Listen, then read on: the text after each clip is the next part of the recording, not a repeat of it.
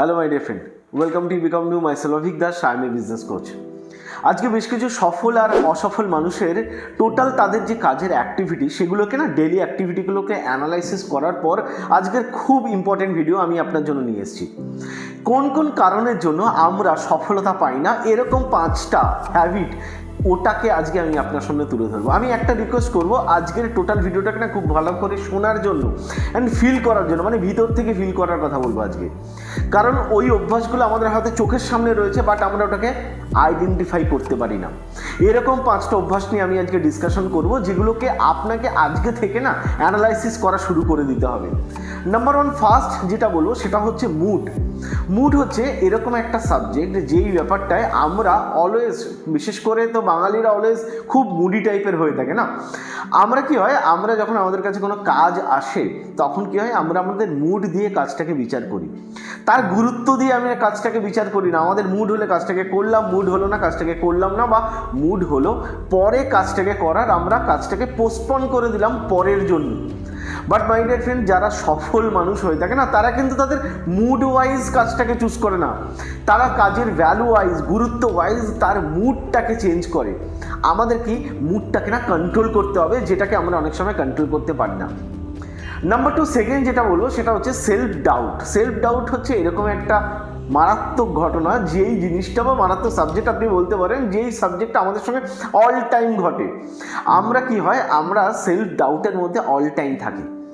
আমরা মানে যে কোনো একটা কাজকে স্টার্ট করার সময় আমাদের মাথায় একটাই কোশ্চেন আসে কি, আমি আদৌ কাজটা কি পারবো, কাজটা কি আমার দ্বারা হবে। এই ঘটনা শুধু আমার নিজের ক্ষেত্রে নয়, আপনার পরিচিত যদি কেউ কোনো কাজ শুরু করতে যায়, তাকেও আপনি তার প্রতিও ডাউট দেখান। এই যে হ্যাবিটটা, এই হ্যাবিটটাকে কিন্তু আমাদেরকে চেঞ্জ করতে হবে। দেখুন, আমি সবে 2টো পয়েন্ট বললাম, আমি এখনও 3টে পয়েন্ট নিয়ে ডিসকাশন করব। মনে হয় যদি আজকের ভিডিওটা আপনার জন্য কাজের হচ্ছে বা আরও কিছু মানুষের কাজের হতে পারে, তাহলে কিন্তু শেয়ার করতে ভুলবেন না। এখন ইমিডিয়েটলি কিন্তু শেয়ার করুন। নাম্বার 3 নম্বর যে হ্যাবিট, যেটা আমরা অলওয়েজ খুব ভালো করে ফিল করি, সেটা কি, সেটা হয়তো আপনার কাছে ক্লিয়ার না থাকতে পারে, বাট আমি আজকে না আপনার কাছে ক্লিয়ার করে দেবো। সেটা হচ্ছে কুইক রেজাল্টস। আমরা সবসময় এটাকে আশার মধ্যে রাখি বা প্রত্যাশার মধ্যে রাখি কি আমার রেজাল্ট খুব তাড়াতাড়ি আসবে। মানে কয়েকজনের কাছে হয়তো বিজনেস অপরচুনিটি নিয়ে গেলাম, বা হয়তো যে কোনো বিজনেস নিয়ে আমরা হয়তো তাড়াতাড়ি স্টার্ট আপ করলাম, আর নিমেষের মধ্যে আমাদের কাছে রেজাল্ট চলে আসবে। একবার ভেবে দেখুন, এটা কি সম্ভব? এটা কি প্র্যাকটিক্যালি হয়? আপনাকে ম্যাক্সিমাম মানুষের কাছে হয়তো আপনি পৌঁছাচ্ছেন, কিন্তু সেখান থেকে যদি আপনার কাছে রেজাল্ট আসছে না, তাহলে ভাববেন যে আপনার কোনো জায়গায় নিজেকে চেঞ্জ করার দরকার রয়েছে। এই জায়গাটাকে আপনাকে কাজ করতে হবে। কুইক রেজাল্টের ভরসা করে কিন্তু কোনো কাজ তাড়াতাড়ি করে সফলতা আসে না, এটা কিন্তু আপনাকে ফিল করতে হবে। আর এর সঙ্গে নাম্বার 4 আমি যেটা বলবো সেটা কি, সেটা হচ্ছে নিড মোটিভেশন। এটা আমাদের একটা অনেক বড় একটা হ্যাবিট হচ্ছে কি, আমরা মনে করি এক্সটার্নালি, বাইরে থেকে আমাকে কেউ রোজ মোটিভেট করবে, তাহলে হয়তো আমি দারুণ পারফর্ম করতে পারবো, দারুণ কাজ করতে পারবো। আমাদের সেলফ মোটিভেশনের জায়গাটা না খুব উইক। দেখুন, মোটিভেশনের উপর দাঁড়িয়ে বা এক্সটার্নাল মোটিভেশনের উপর দাঁড়িয়ে আপনি হয়তো ইনস্ট্যান্ট কাজ করবেন, বাট সেটা লাইফ টাইম কাজ হতে পারে না।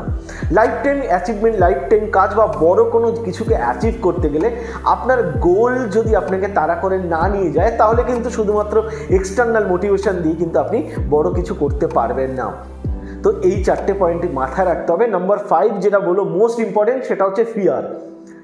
আমরা কি হয়, আমরা অনেক সময় হারানোর ভয় পাই, আমরা অনেক সময় হেরে যাওয়ার ভয় পাই।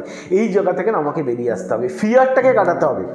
যে কোনো কাজ শুরু করার সময় আমাদের মাইন্ডে কি হয়, আমাদের মাইন্ডে আছে কি, যদি হেরে যাই, যদি না পারি, বিভিন্ন যে চ্যালেঞ্জগুলো আসবে, চ্যালেঞ্জগুলোকে অ্যাকসেপ্ট না করতে পারার জন্য যে ভয়, সেই ভয়গুলো আমাদেরকে কোনো কাজটা শুরু করতে বাধা দেয়, বা হয়তো শুরু করার পর আমাকে সাকসেস হতে বাধা দেয়, কারণ আমাদের মনের মধ্যে ওই ভয়টা কাজ করতে থাকে।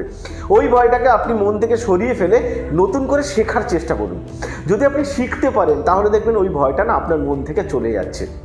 তো মাই ডিয়ার ফ্রেন্ড, আজকে খুব শর্ট ভিডিওর মধ্যে আমি যে 5টা লেসন আপনাকে দিলাম, এই 5টা লেসনকে আমি রিকোয়েস্ট করব একটুখানি ভালো করে ফিল করার জন্য, আর যাদের মনে হয় এটার দরকার রয়েছে তাদেরকে শেয়ার করার জন্য। ভিডিও ভালো লাগলে কিন্তু ভালোবাসা দেখাতে লাইক করতে ভুলবেন না। দেখা হচ্ছে নেক্সট ভিডিওতে। Thank you.